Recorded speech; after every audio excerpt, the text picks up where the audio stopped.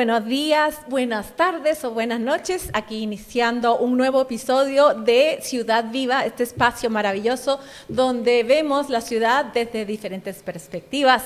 Hoy me acompaña un amigo muy querido, nada más y nada menos que el joven economista Rudy Herrera Mármol. Bienvenido, Rudy. Cuéntanos un poquito sobre ti, sobre tu historia y cómo es que llegamos a compartir estos micrófonos en esta mesa. Pues muchas gracias, Nino, por la... Bueno, espero que está bien que te llame Nino. Sí, con confianza, ya así aquí. Es. Pues muchas gracias por la invitación. La verdad es que creo que yo he terminado en este tema de las ciudades después de haber tenido muchas oportunidades de estudio. Si bien yo soy economista, como ya mencionaste, luego saqué una maestría de políticas públicas sobre temas de transporte y eso pues lo hice en el extranjero y es la verdad la experiencia que hizo que girara todos mis ojos hacia qué significa vivir en comunidad urbana o no sin el automóvil. La verdad es que creo que eso fue el cambio. Y por eso estoy aquí hoy. Creo yo que mi acto de rebeldía más frecuente es el de caminar y usar el transporte público, utilizar bicicleta o solo... La verdad es que solo caminar, eso es lo que más me convierte en un ciudadano activo y consciente. Y es una experiencia que creo que comparto con muchas personas. Y poco a poco es lo que le dio mucha conciencia a mi rol como ciudadano. Y poco a poco pues fui investigando un poquito más y con lo nerdito que yo soy pues me interesé bastante en temas de urbanismo, cómo se vincula la economía y las relaciones sociales con los diseños de las ciudades y cómo eso se veía reflejado en mi experiencia personal. Y creo que poco a poco fui uniendo todas las piezas de esas experiencias. Entonces mi formación académica, junto con mi experiencia de viaje, junto con mi experiencia de niñez creciendo aquí, yendo en bus, yendo en carro, yendo en transporte vehicular a muchas cosas, pues hicieron como resultado no sé, esta pasión por ciudades y este interés en hacerlas un poco mejor, porque creo que es donde hay mucho potencial que todavía está por desarrollarse y es lo que me hizo cruzarme contigo y con otras personas que compartimos esta pasión. Eso iba a decir. Además, tú dijiste dos palabras, dos conceptos que a mí me identifican mucho. Tiene que ver con rebeldía, por supuesto, y con pasión. Y efectivamente contarles que, bueno, este espacio para mí es muy valioso, primero porque efectivamente podemos conversar desde un lenguaje muy accesible de las propias experiencias vitales de cada uno de nosotros, de lo que significa vivir en una ciudad, ¿verdad? Es un tema que yo insisto mucho, bueno, es mi profesión, es mi pasión realmente, porque además no solo es sumamente interesante, sino que es ahí en las ciudades donde podemos construir de manera colectiva herramientas que nos permitan construir una mejor sociedad, ¿verdad? Una mejor convivencia, y siempre apelo y anhelo a que como cualquier especie viviente de este planeta, supuestamente los hábitats que cada especie construye son los hábitats para poder desarrollarte de la mejor manera y como seres humanos de una manera más plena y feliz, asunto que nos sucede. Cuéntame, porque aunque ustedes lo ven ahí súper joven, tiene prehistoria Rudy Herrera Mármol, que yo comparto, por supuesto, con un poco más de prehistoria. Nos conocimos en un proyecto tuyo que se llamó La Ciudad a Pie. Y eso tiene que ver con involucrarte una sociedad y una juventud que buscó y generó espacios justamente para poner en práctica un tema que pareciera lo más normal y natural, pero que aquí se habla de un acto de rebeldía, el hecho de caminar o andar en bicicleta en la ciudad. ¿Cómo nació La Ciudad a Pie? Ahí fue donde nos conocimos y cómo ha evolucionado desde tu propia vivencia ya más estable viviendo en Guatemala, en esta ciudad compartida un poco con la Bella Antigua también, que va a ser interesante poder comparar también la vida de cada una de estas ciudades. Y eso, ¿por qué La Ciudad a Pie? Eso ya a mí los descubrí en las redes y dije, bueno, estos chicos son de los míos, y efectivamente hicimos varios recorridos de La Ciudad a Pie. Sí, pues bueno, la ciudad a Pie surge como una iniciativa que llegó a llenar un vacío que habíamos descubierto junto con mi colega Alejandro Rivera, a quien le mando muchos saludos. El ingeniero verde. Ingeniero verde de la ciudad de Guatemala. Él es, bueno, la verdad es que es misqueño, pero ya la ciudad metropolitana de Guatemala. Exacto. Con él tuvimos una experiencia también en común en la que vivimos afuera y parte de nuestros viajes en Europa específicamente eran mejor aprovechados cuando íbamos a otras ciudades a través de estos servicios turísticos que llamaban free walking tours. Tours a pie gratuitos. Qué genial. Exacto. Entonces, la modalidad de estos tours es que uno va a un punto de reunión y estando en el punto de reunión, ahí va a estar un guía turístico que le va a dar un recorrido por la ciudad o por los puntos principales del centro de la ciudad. Y después, al final del tour, después de que uno ya lo recibió, después de que uno ya fue un cliente de ese servicio, pues uno determina cuánto le quiere dejar en forma de propina. Cierto. Entonces, básicamente uno le dice cuánto valió el tour. Ajá. Si uno quiere dejarle 5 euros, si quiere dejarle 50 euros, pues depende de la experiencia que uno tiene y también su capacidad de pago. Buena motivación, ¿no? Exacto, pero entonces los guías están muy motivados porque Sí. saben que depende de su servicio el pago que van a recibir. Nosotros intentamos, después de vivir afuera varios años y los dos estudiamos bachillerato internacional afuera y después estudiamos también la carrera universitaria, regresamos a Guatemala con ese afán de descubrir, bueno, cómo recorremos aquí la ciudad también, ¿verdad? Cómo somos turistas de nuestra propia ciudad, cómo aprendemos nuestra propia historia después de haber estado en el extranjero sin vehículos y moviéndonos en transporte público o en Dodge patas, solo a pie, ¿verdad? Entonces regresamos y vimos que no había opciones. Ajá. Entonces con él nos propusimos crear esta iniciativa, investigamos un poco el recorrido que podría ser potencialmente interesante para las personas, descubrir la historia de su propia ciudad y al final identificamos 4 posibles espacios. Uno era en la Avenida Reforma, que tiene muchos monumentos y que tiene mucha historia, entonces decidimos investigar los monumentos, por qué estaban ahí, desde cuándo estaban ahí, cómo había fotos antiguas. Impresionante. Para mí fue un descubrimiento porque desde la perspectiva del carro, aunque vayas a vuelta de rueda, lamentablemente, no tienes la capacidad de percibir primero lo lindo de las plazas que existen en la ciudad y mucho menos los monumentos y mucho menos la historia de cada uno de esos monumentos que se aprendía mucho en ese recorrido con la ciudad a pie. Exacto, y nosotros hicimos la investigación y en nuestra fase de investigación tomamos fotos a todos los monumentos, conseguimos las fotos antiguas para comparar el antes y el ahora, y desde que hicimos la investigación hasta que terminamos de dar los recorridos, que fue ya al tiempo de la pandemia más o menos, un poquito antes, hubo cambios, se robaron algunos o intentaron robarse algunos de los monumentos, ¿no? Porque pueden derretir el material del cual están hechas algunas de las estatuas. Entonces vendieron esas estatuas, me imagino yo, pues, pero ya no las volvimos a ver y nosotros tenemos este archivo que ahora ya sirve como fotografías históricas. Pero todos los domingos nos juntábamos a las 10 de la mañana en un punto inicial en Zona 4, hablábamos de Zona 4 y lo que había pasado ahí, la transformación hacia la peatonalización.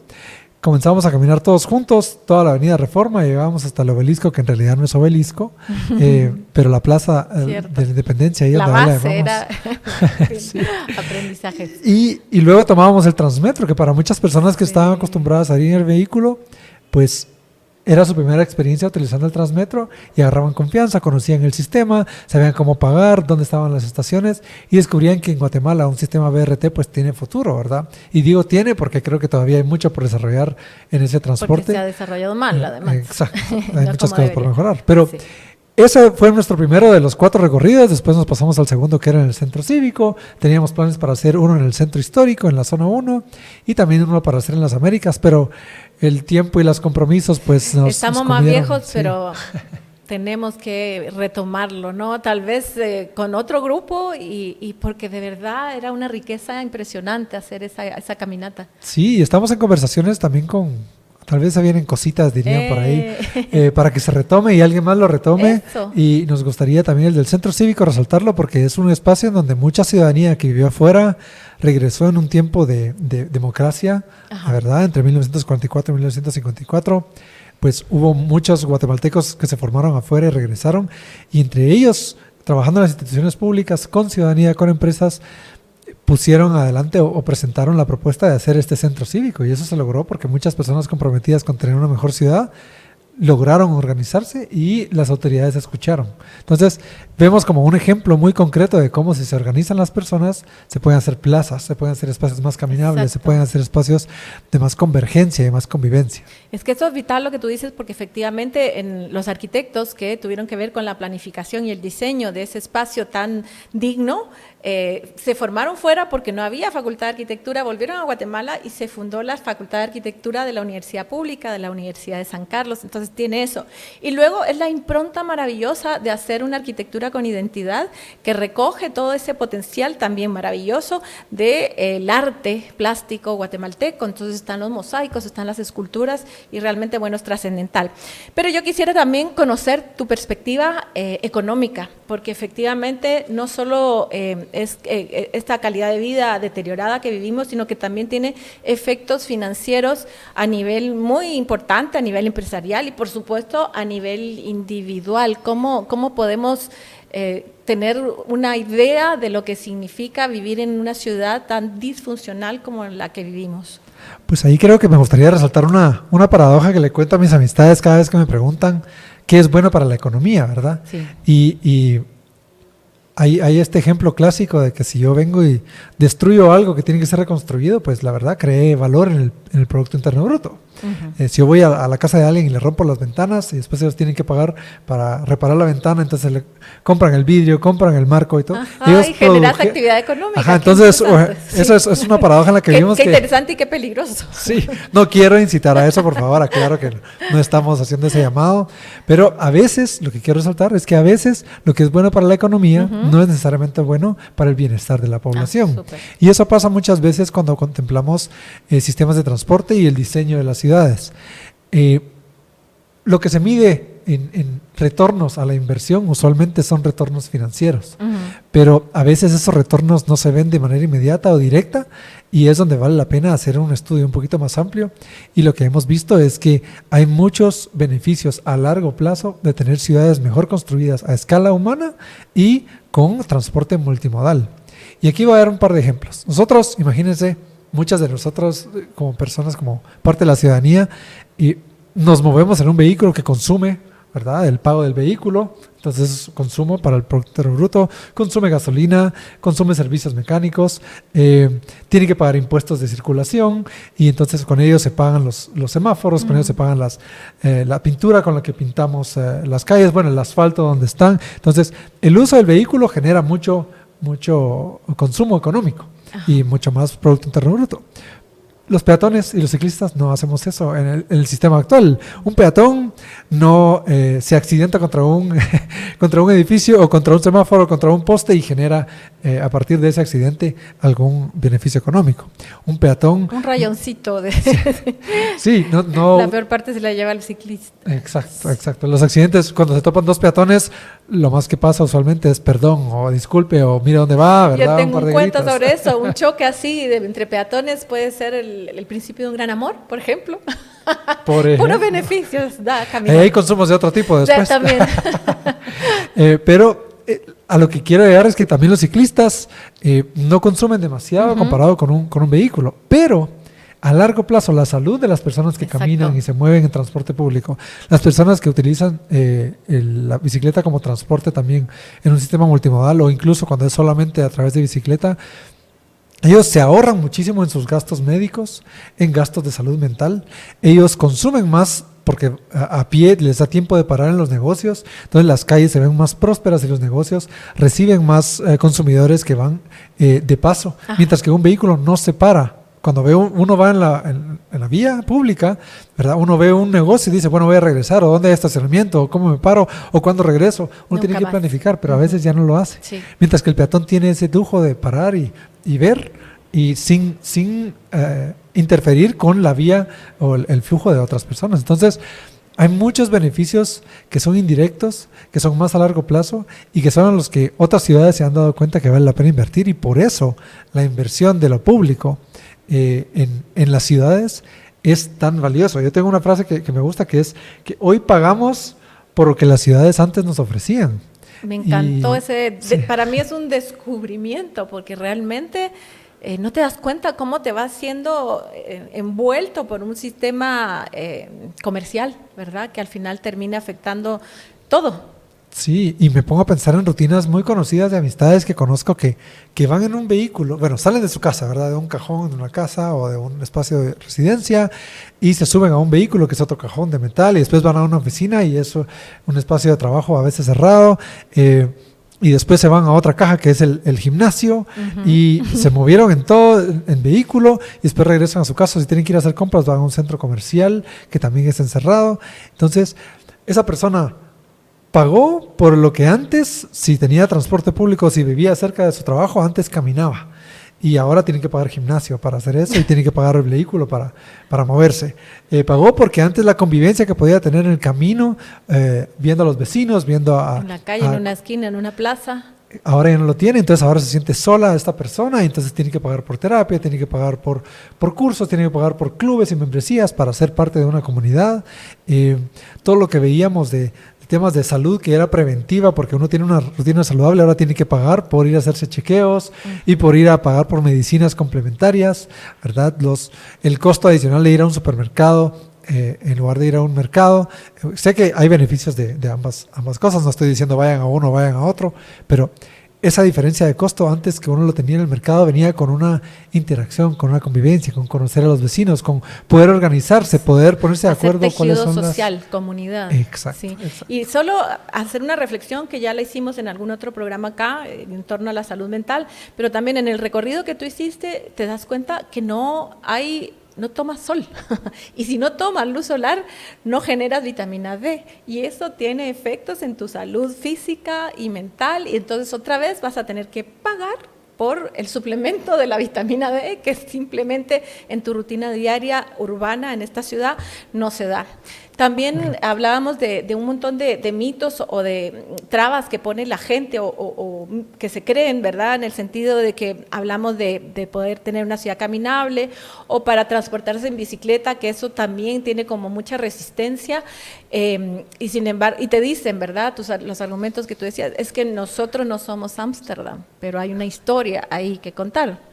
Exacto, yo creo que he escuchado eso muchísimas veces desde que yo viví. Y bueno, yo tuve la fortuna de vivir en países nórdicos. Y allá Copenhague es una ciudad muy famosa por ser muy bondadosa con los ciclistas, con los peatones. De hecho, las personas sienten que los ciclistas son como una pandilla porque uno tiene que cuidarse, ¿verdad? Y invaden todos los espacios. Es tan así que hasta miedo le tienen muchas personas. Pero a lo que quiero llegar es que el diseño de la ciudad define el comportamiento. Entonces, decir que Ámsterdam es Ámsterdam porque el comportamiento ya venía es contar la historia de manera muy parcial, ¿verdad? Muy incompleta.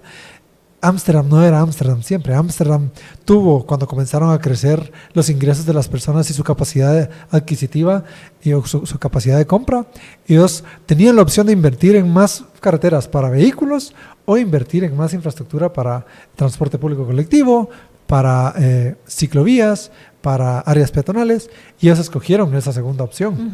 Y esa inversión les dio como retorno a la reputación que tienen hoy, que Ámsterdam es Ámsterdam, porque así se diseñó, y el diseño dio origen a mucha de la cultura que vemos hoy, en cómo se transportan las personas.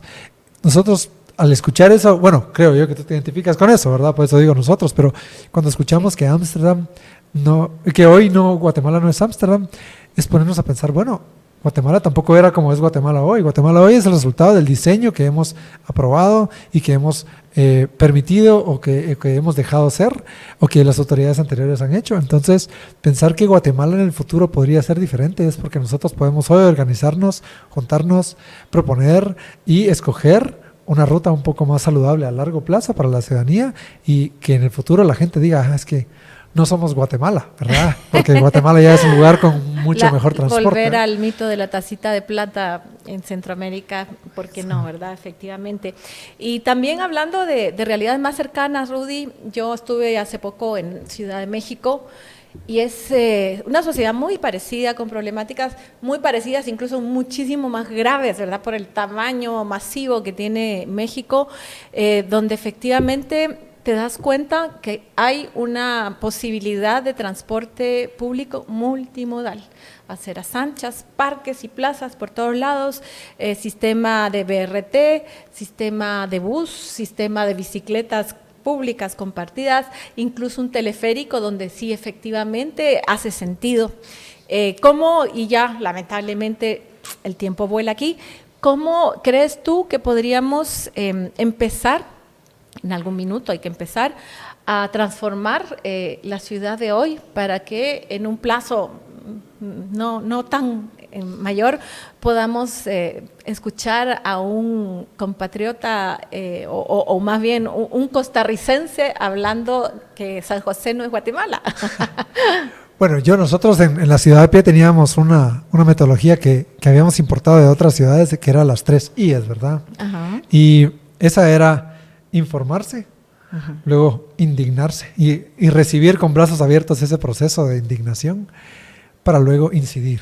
Me encanta, entonces, Rudy. El informarse nosotros lo veíamos a través de estos pasos que tomábamos en las aceras, uh-huh, porque muchas veces las personas que venían a nuestro recorrido educativo, lo que venían a hacer era a informarse por primera vez cuál era el ancho de la ciclovía, dónde estaban las dificultades, y a veces venían con niños o con bebés que todavía utilizaban carruajes. Una vez tuvimos una persona con silla de ruedas o personas con dificultades, uh-huh, y discapacidades para moverse. Entonces, ahí se informaron. Uh-huh. Y mi recomendación para todas las personas es: tomen un poquito más de tiempo para conocer su vecindario cuando puedan, planifíquenlo para que sea seguro, organícense con otras personas para no ir solas, para conocer cómo es su ciudad, para tener esa información a la mano. Lo más probable es que vayan a pasar casi inmediatamente a la segunda fase, a la segunda I, que es indignarse, porque uno ve el ancho, sí, de la acera, uno ve que el poste está en medio de la acera, sí, ve que las gradas es imposible ir con silla de ruedas, entonces no invita a caminar, uno ve que no hay luz si es que uno sale en la noche, no está iluminado bien, aquí se ilumina la parte del asfalto donde ya los vehículos traen su propia iluminación, y los peatones que no tienen iluminación está menos iluminada la acera. Entonces la indignación va a surgir, casi que les prometo que va a surgir como parte de su experiencia, y a partir de esa indignación no se la queden guardada, no la desahoguen solamente cuando van en el tráfico para gritarle a alguien que se les cuela, sino que también organícense para poder incidir, hagan comunidad, hablen con otras personas del tema, conversen en sus almuerzos familiares, uh-huh, en sus reuniones con amistades, cuéntenles qué es experiencia, inviten a otras personas a que se informen y se indignen, y así se organicen con ustedes y juntos podamos incidir. Y creo que esa incidencia se va a convertir principalmente en las decisiones de las autoridades locales. Ahí es donde hay más potencial de cambio, donde se cambian las reglas del juego, donde se decide, en lugar de ampliar un carril para un vehículo, es mejorar la vía peatonal, mejorar las ciclovías o darle un carril exclusivo al Transmetro, y estar de acuerdo, saber que eso nos va a causar un poquito más de tráfico de manera momentánea, pero esa incidencia lo que va a causar a largo plazo es una ciudad con mejor transporte. Para todos, definitivamente. Exacto. Rudy, infinitas gracias por acudir al llamado. Como siempre, yo creo que voy a tener que pronto aquí parar y volver a un capítulo siguiente con cada uno de los invitados, porque siempre estos minutos se pasan tremendamente rápido, pero hoy, aparte de agradecerte, también valoro que tenemos una línea de ruta a seguir con las 3 I's. Informémonos. Indignémonos, pero indignémonos con la perspectiva de poder incidir. Qué mejor. Mil gracias, Rudy, y nos veremos en una siguiente. Muchas gracias, Nino.